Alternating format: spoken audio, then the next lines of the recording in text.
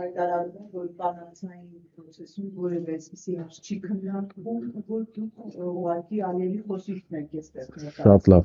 եկեք ընտրությունից 11 օր հետո, Օրդուբադ քաղաքում ով է անցկացնում միջոցառում վերադարձ Արևմտյան Ադրբեջան։ Իրենք մինչև այդ էլ խոսում էին Սյունիքի ճանապարհի մասին։ Տվեցին ճանապարհը, թե չէ։ Նա մի քանի անգամ մերժել է, որ ճանապարհ է տալու Սյունիքով։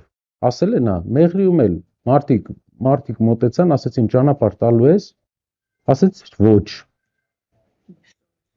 Այսինքն դուք մտավախություն եք, որ էլի պատերազմի սպառնալիքով սա էլ։ Պատերազմի սպառնալիքով չէ, ճնշումների։ Տեսեք, խաղաղություն է լինելու։ Մենք տեսնում ենք խաղաղությունը։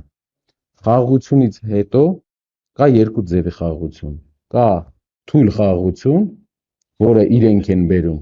եւ կա ամուր խաղաղություն, որը Հայաստանը պաշտպանելու է, Հայաստանի ազգային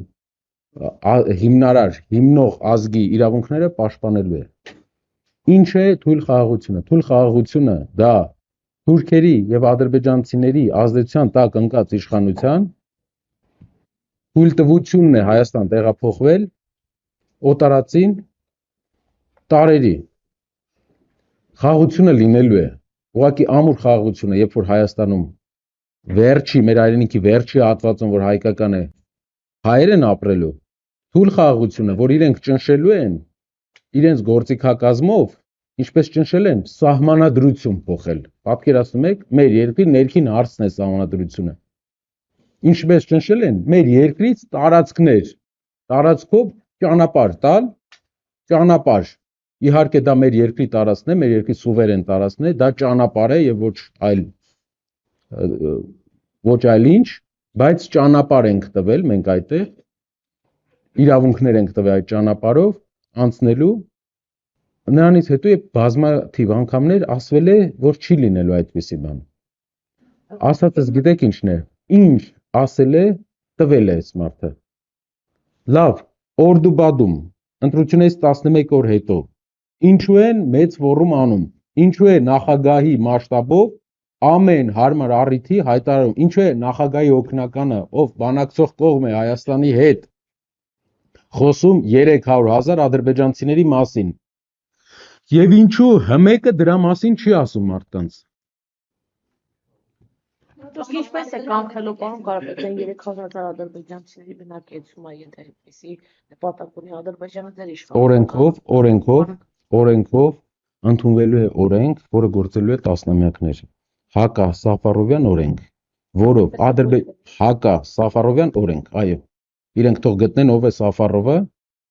եւ հասկանան, թե ինչու է այդ օրենքը հայ հասարակությունը ընդունել։ Հակա Սաֆարովյան օրենքը նախատեսում է Ադրբեջանի քաղաքացին։ Այսօր կա auctions կայք, որը հիշում եք, մենք ասեցինք, որ Ադրբեջանի քաղաքացիները նշված են որպես երկիր, որի քաղաքացին կարա մասնակցի Հայաստանում աճուրդի։ Ես դա Facebook-ի մեր էջում հրապարակեցի։ Դրանից հետո իրենք ասեցին, որ դա շուտ է դրվել։ Իսկ դրանից հետո մի շաբաթ հետո տարածքային կառավարման նախարարը ասեց, մենք ունենք նոր կայք, e-auctions աճուրդների կայք, որը գործարկել ենք նոր։ Այդ կայքով Ադրբեջանի քաղաքացին իրավունք ունի գնում անի, իհարկե, այս բա ինչ է, խաղաղության պայմանագրից հետո։